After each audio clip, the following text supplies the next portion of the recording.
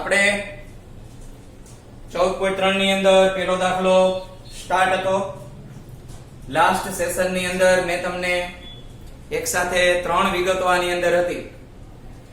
તેમાં મધ્યક, મધ્યસ્થ અને બહુલક ત્રણેય વિગતો એક જ દાખલામાં મેળવવાની હતી. તો આપણે મધ્યસ્થની ગણતરી પૂરી કરી હતી. મધ્યક અને બહુલક આ બે ગણતરી આપણે બાકી હતી. તો ફરીથી પાછી જૂની હાઇલાઇટ આપી દઉં તમને. સૌથી પહેલા આપણે બે ખાના રકમના કરી નાખ્યા હતા. પછી મધ્યક માટેના 3 ખાના આપણે બનાવ્યા હતા. મધ્યસ્થ માટે એક જ ખાનાની જરૂર છે. તમે યાદ ન રહેતું હોય તો ડિટેલ લખતા રહેજો ક્યાંક કે ભાઈ મધ્યકમાં પદ વિચલનની રીતમાં 5 ખાના હોય, મધ્યસ્થમાં એકય રીત જ ન હોય, એક જ રીત હોય ને એમાં 3 જ ખાના હોય ખાલી. તો આ રીતે તમને થોડોક અંદાજ આવે. નહીં તો થશે એવું કે તમે મધ્યકનો દાખલો કરતા હશો અને એમાં ભૂલથી સંચય આવૃત્તિ લખી નાખશો. અથવા તો ઘણા વિદ્યાર્થી એવું પણ કરે છે, મધ્યકના દાખલાની અંદર એટલા બધા દાખલા, કેટલું બધું મગજમાં કોણ જાણે શું થઈ જાય, અહીંયા ધારણા કરવાને બદલે અહીંયા ધારણા કરવા માંડે. તો આ બધી વસ્તુ છે એ પ્રેક્ટિસ જરૂરી છે, પણ સમજી વિચારીને પ્રેક્ટિસ કરવી જેથી કરીને દાખલામાં ભૂલ ન થાય. જે પૂછ્યું હોય એ આપણે લખશું તો જ માર્ક આપશે. બાકી તમે 2 પાના ભરીને આપી દેશો પણ જે પૂછ્યું જ નથી તો એના માર્ક્સ કાંઈ મળવાના નથી. તો મધ્યસ્થની વાત કરી દઉં. મધ્યસ્થ આપણે પૂરો કર્યો તો એમાં શું કર્યું હતું? સૌથી પહેલા આપણે n/2 કર્યું હતું એટલે 68 ભાગ્યા 2 કર્યા હતા એટલે 34 મળ્યા. પછી 2 લીટી લખી હતી કે ભાઈ 34 થી તરત મોટી સંખ્યા સંચય આવૃત્તિના સ્તંભમાં, સ્તંભ એટલે ખાનું, આ ઊભા ખાનાને સ્તંભ કહેશું. તો સંચય આવૃત્તિના સ્તંભમાં જોતા 42 છે. 34 થી તરત મોટું કોણ છે? 42. આ 42 ને સંબંધિત વર્ગ 125 થી 145 છે. એટલે મધ્યસ્થ વર્ગ આપણો 125 થી 145 થાય. પછી આને L કહેવાય, આને F કહેવાય. આ બધા ખાના તો આપણા કામના નથી. મધ્યસ્થમાં તો 3 જ ખાના. આને CFI નો કહેવાય, પણ આમાં એક ઊંધું છે. આખું ખાનું બ્લોક કર્યું ને એમાંથી બધુંય મળી જાય. એક CF છે ને એ ઉપલા લેવાના, ભૂલવાનું નહીં. આ CF એટલે સંચય આવૃત્તિ જે છે એ આપણે ઉપરના લેવાના થશે, જે બ્લોક કરેલું, હાઇલાઇટ કરેલું ખાનું હોય એનાથી. તો આ રીતે આખો દાખલો ગણ્યો હતો અને બહુ સરળતાથી જવાબ આવી ગયો હતો આપણે. તો હવે મધ્યકમાં આગળ વધીએ. તો મધ્યકનું સૂત્ર પાછું તાજું કરી લઈએ આપણે. પદ વિચલનની રીતથી જ કરશું. x બાર બરાબર a પ્લસ સિગ્મા fi છેદમાં n na ગુણ્યા h. તો આ મધ્યકનું સૂત્ર. હવે a એટલે આપણે કેટલા ધાર્યા હતા? 135. તો અહીંયા લખશું 135. સિગ્મા fi એટલે 7. n એટલે આપણી પાસે છે 68 અને h એટલે આપેલા છે 20. તો અહીંયા આગળ છેદમાં 68 છે અને h એટલે આપણી પાસે 20 આપ્યા છે. તો આ બંનેની અંદર છેદ ઉડાડવાની વાત કરીએ તો જેટલા સાથે મેક્સિમમ છેદ ઉડે એ આપણે છેદ ઉડાડવાનો. 5 4 20 થાય. અહીંયા હું 5 લખું છું. 17 4 68 થાય. તો અહીંયા 17 લખીએ. હવે અંશનો ગુણાકાર કરી નાખશું 7 અને 5 નો. 135 પ્લસ ઉપર ગુણાકાર થઈ જાય એટલે 7 પંચા 35. નીચે આપણે લખશું 17. 35 અને 17 આ બંનેનો ભાગાકાર આપણે કરીએ તો 35 એને ભાગ્યા 17. 17 2 34. એક વધે, અહીંયા ભાગ નથી ચાલતો તો પોઈન્ટ આપી દઈએ એટલે આને 0 દઈ દઈ. 0 દીધો તોય છતાં 17 ના ઘડિયામાં 10 આવતા નથી. તો હજી એક 0 દેવો હોય તો અહીંયા પણ 0 આપવો પડે પોઈન્ટ પછી. આ વસ્તુમાં ઘણા બધા વિદ્યાર્થીઓ ગોટા કરે છે, ધ્યાન આપજો. ભાગાકારમાં 35 માંથી 34 ગયા તો 1 વધ્યા, પોઈન્ટ આપીને 1 0 આપ્યો તો એટલે કે 10. હવે આ 10 છે એ પણ 17 ના ઘડિયામાં નથી આવતા, તો આપણે હજી એક 0 દેવો પડે, એને ભાગમાં પડીશું ને એમ કહેવાય. અહીંયા લખ્યું 0. હવે 100 થી ન વધવા જોઈએ, તો 17 5 85, 17 6 102. 5 સાથે આપણે અહીંયા ભાગ ચલાવશું, તો અહીંયા 85 બાદ કરીએ આપણે તો આપણને 15 મળે. હવે કઈ 0 લખવાની જરૂર નથી, એટલે અહીંયા સીધા આપણે નીચે 0 લઈ શકીએ. 17 5 કરતા વધારે જ ભાગ ચાલવાનો છે, આપણને ખબર છે 17 ના ઘડિયામાં. તો 17 8 136, 8 સાથે ભાગ ચાલે છે. હવે 8 સાથે ભાગ ચાલે છે તો આપણે 2.05 ને 2.06 લખવાના થાય, જે આપણી આશરે કિંમત કહેવાય. તો 135 પ્લસ 2.06,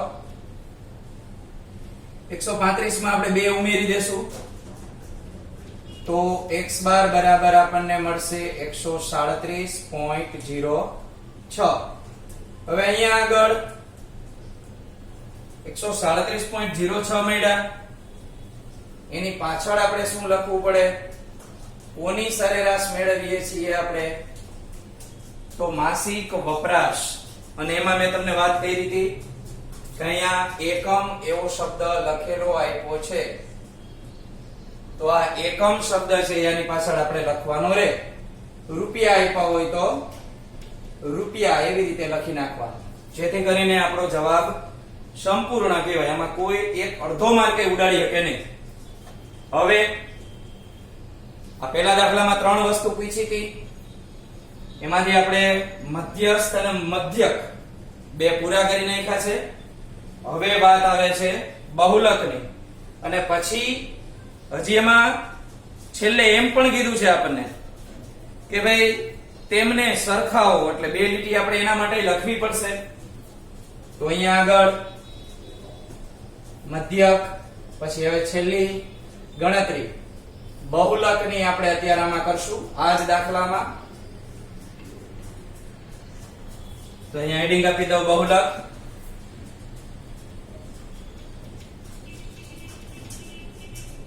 બહુલક માટે તો કે એમાં તો ખાનાની જરૂર જ નથી, તો મારે આ એકેય ખાનાની કાંઈ જરૂર છે નહીં.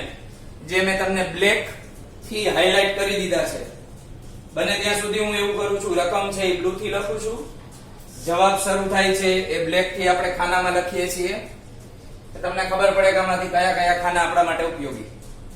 તો બહુલકમાં તો આ 2 રકમના ખાના જ જોઈએ છે. શું કરવાનું હોય બહુલકમાં? તો કે સૌથી પહેલા આવૃત્તિના ખાનામાં જોઈ સૌથી મોટી આવૃત્તિ ગોતવાની. જો આ એક દાખલો એવો છે કે અનાયાસે એમને મેળ બેહી ગયો, બધાયમાં જો આ જ ખાનામાંથી બધું આવે છે. આ એ ધાર્યો તો એમાંય બ્લોક કરેલું ખાનું આવ્યું, એફઆઈ એટલે આવૃત્તિ વાળી વાત આવી તો એમાંય 20 જ આવ્યા, એટલે બ્લોક કરેલા ખાનામાંથી જ આવ્યું. દર વખતે એવું નહીં થાય, યાદ રાખજો કે બધું આમાંથી જ મળે. આ તો આમાં એની મેળે સેટ થઈ ગયું. ચાલો, તો સૌથી મોટી આવૃત્તિ કેટલી આવશે? 20. તો આપણે પહેલા વેલા લખીએ કે અહીં સૌથી મોટી આવૃત્તિ 20 છે, જેને સંબંધિત વર્ગ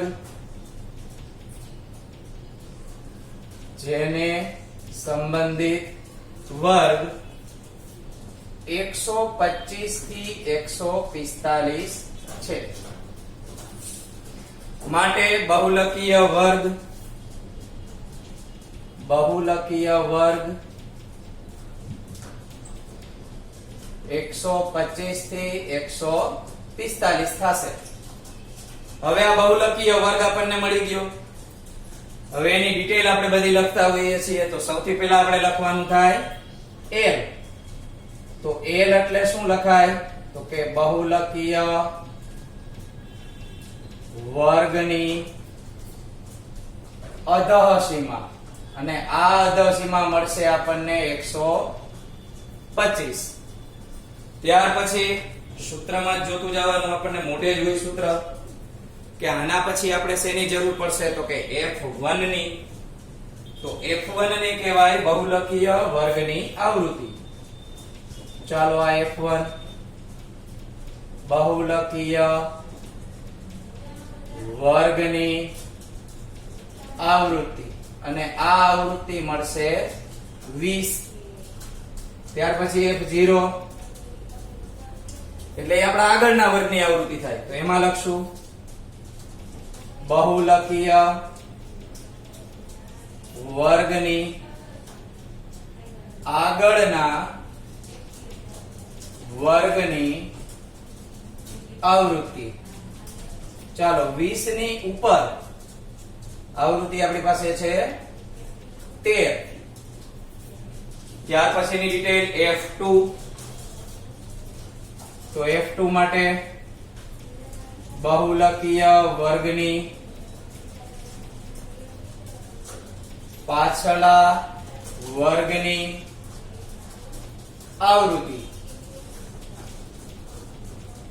તો આપણને 20 ની નીચે 14 મળે છે, તો આ 14 લખશું. અને વર્ગ લંબાઈ એ અહીંયા લખી નાખું, એ છે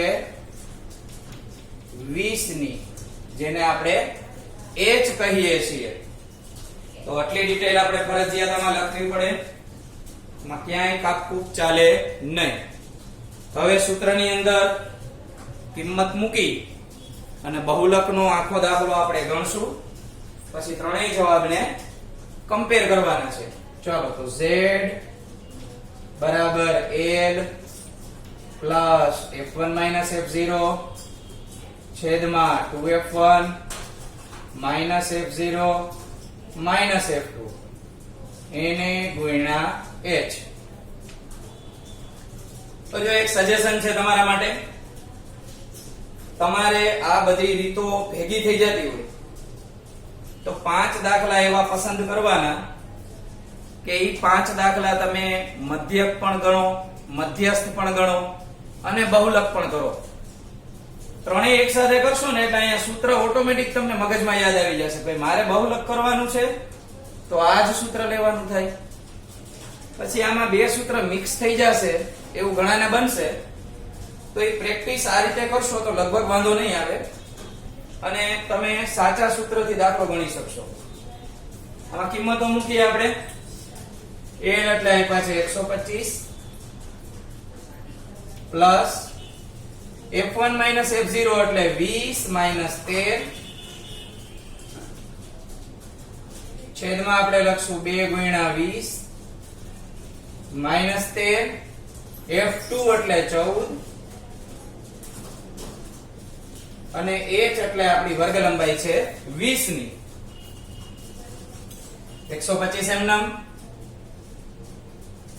પ્લસ 20 માંથી 13 જશે તો 7 વધશે.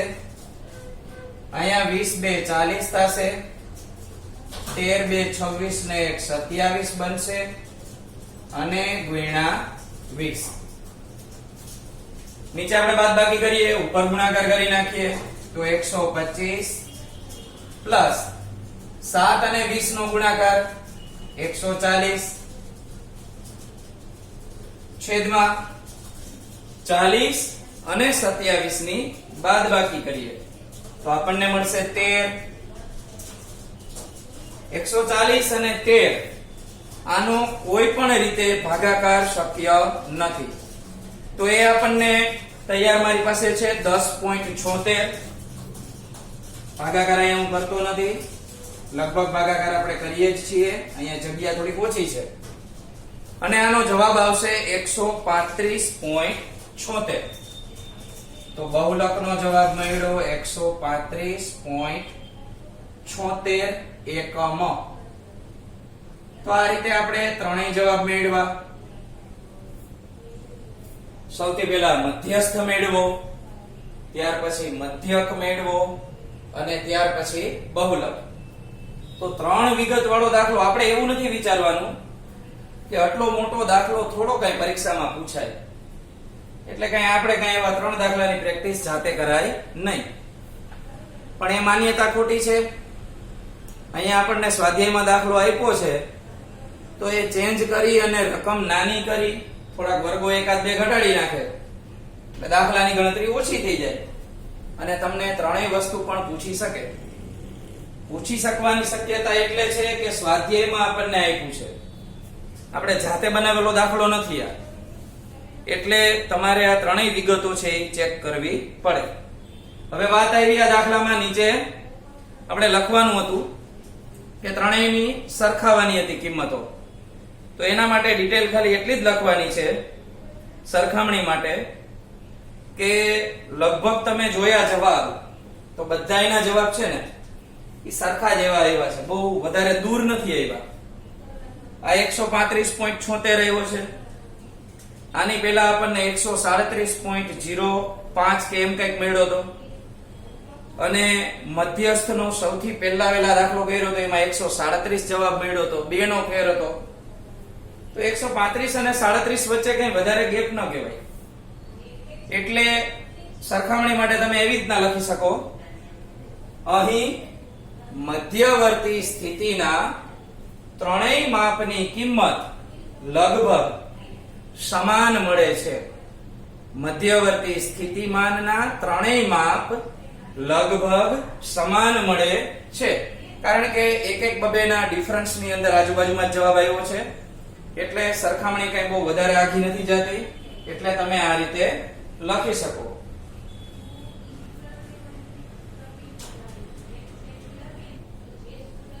હવે એક દાખલો આપણે કર્યો છે, આના જેવા તમને હું 2 દાખલા એક્સ્ટ્રા અત્યારે આપું છું, જેમાં તમારે મધ્યક, મધ્યસ્થ અને બહુલક આપણી ફેરબુકમાં જ લખવાના છે, આની નીચે જ. તો 2 એક્સ્ટ્રા દાખલા અહીંયા હું તમારી સામે રાખું છું.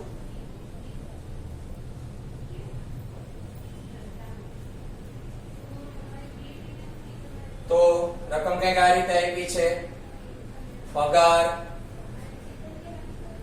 1000 રૂપિયામાં, એટલે જેટલા લગાડેલા હોય એની પાછળ 1000 શબ્દ લગાડવો પડે. અને બીજી ડિટેલ આપી છે વ્યક્તિઓની સંખ્યા કે જેઓ પગાર મેળવે છે. તો 5 થી 10,000 પગાર હોય એવા 49 વ્યક્તિ છે. 10,000 થી 15,000 133, 15 થી 20,000 એ છે 63 વ્યક્તિ, 20 થી 25,000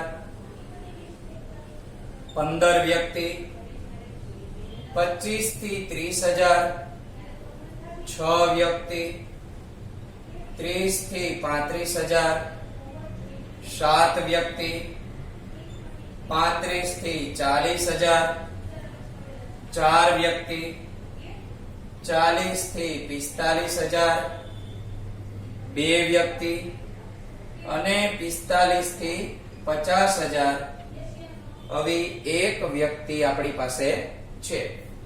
તો આ એક રકમ થઈ આપણી. આ રકમની અંદર તમારે મધ્યક, મધ્યસ્થ અને બહુલક ત્રણેય વસ્તુ મેળવવાની છે, જેથી કરીને આપણી પ્રેક્ટિસ છે એ થોડીક સારી એવી બને. ત્યાર પછી બીજી રકમ એક્સ્ટ્રા આપું છું, 200 કુટુંબો પાસેની. બીજો દાખલો 200 કુટુંબો પાસેની ખેતીલાયક જમીનની માહિતી. ખેતીલાયક જમીનની માહિતી નીચેના કોષ્ટકમાં આપી છે. નીચેના કોષ્ટકમાં આપી છે. આપણે આ માહિતીનો મધ્યસ્થ, મધ્યક અને બહુલક શોધવાનો છે. માહિતીનો મધ્યસ્થ, મધ્યક અને બહુલક શોધો. તો આની ડિટેલ આપણે રકમની આપી દઉં. ખેતી લાયક જમીન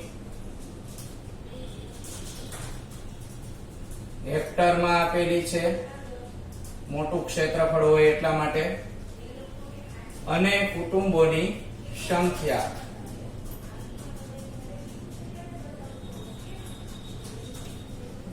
તો 0 થી 5 હેક્ટર જમીન હોય એવા 10 કુટુંબો છે. 5 થી 10 હેક્ટર માટે 15, 10 થી 15 હેક્ટર જમીન હોય એવા 30, 15 થી 20 હેક્ટર જમીન હોય 80, 20 થી 25 હેક્ટર જમીન હોય એવા છે 40, 25 થી 30 હેક્ટર જમીન માટે 20 અને 30 થી 35 હેક્ટર જમીન હોય એવા 5 કુટુંબો આપણી પાસે છે. તો દાખલાની અંદર નવી વિગતો કાંઈ નથી, દાખલો સહેલો જ છે. તમારે આ બંને દાખલા મધ્યક, મધ્યસ્થ અને બહુલક ત્રણેય વિગતો આપી અને લખવાના છે. જો કઈ ક્વેરી હોય, ન સમજાણું હોય તો મને કમેન્ટ કરીને પૂછી શકો છો.